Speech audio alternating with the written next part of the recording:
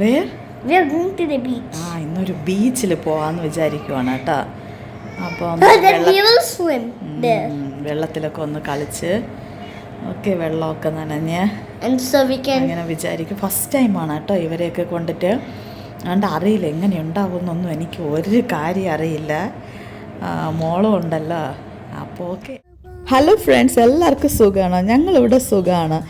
National day അല്ലേ, so ഞങ്ങൾ വിചാരിച്ചു ഒന്ന് പുറത്ത് പോയിട്ട് മക്കളെയൊക്കെ കൊണ്ടൊന്ന് ബീച്ചിൽ പോയാൽ കൊള്ളാമെന്ന്.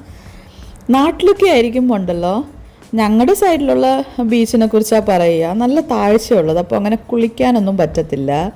അപ്പം ആഗ്രഹമുണ്ട്. ഇത് ഉമൽ കുയിൻ ബീച്ചാണോ? ഓക്കെ, അത്ര താഴ്ചയൊന്നും ഇല്ലായിരുന്നു കേട്ടോ.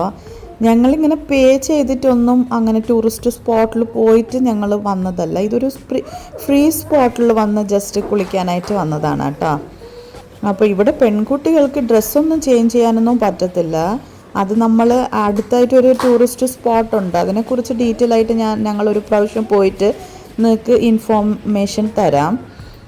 ഓക്കെ, അപ്പോൾ അവിടെ പോയാൽ മാത്രമേ അങ്ങനെ നമുക്ക് ഡ്രസ്സ് ചേഞ്ച് ചെയ്യാനും പിന്നെ കുറേ ബോട്ടിംഗ് ഫെസിലിറ്റീസൊക്കെ ഉണ്ടെന്നാണ് തോന്നുന്നത്. അപ്പോൾ ഡീറ്റെയിൽ ആയിട്ട് അറിയാത്തതുകൊണ്ട് പറയുന്നില്ല. ഇപ്പോൾ അവിടെ നിന്ന് വന്ന ആ ടൂറിസ്റ്റ് ആൾക്കാരൊക്കെയാണ് ഇവിടെ നിൽക്കുന്നത്. ഓക്കെ, അങ്ങനെ പിന്നെ ഇവരൊക്കെ കുളിക്കുന്ന കണ്ടപ്പോൾ എനിക്കും കൊതി തോന്നിയിട്ട് ഞാനും ദേഹമൊക്കെ നനച്ച് ചെറുതായിട്ടൊന്ന് കുളിച്ചിട്ടുണ്ടായിരുന്നു. പിന്നെ ഇതൊക്കെയാണ് വിശേഷം.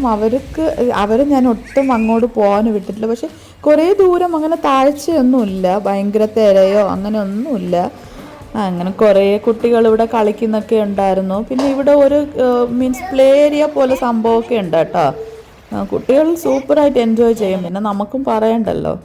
പിന്നെ അവരെവിടെ നിന്ന് ഒരു നണ്ടൊക്കെ ഒപ്പിച്ച് അതിനോടുള്ള കളിയാണ് മോനും അപ്പനും കൂടെ ചേർന്നിട്ട്.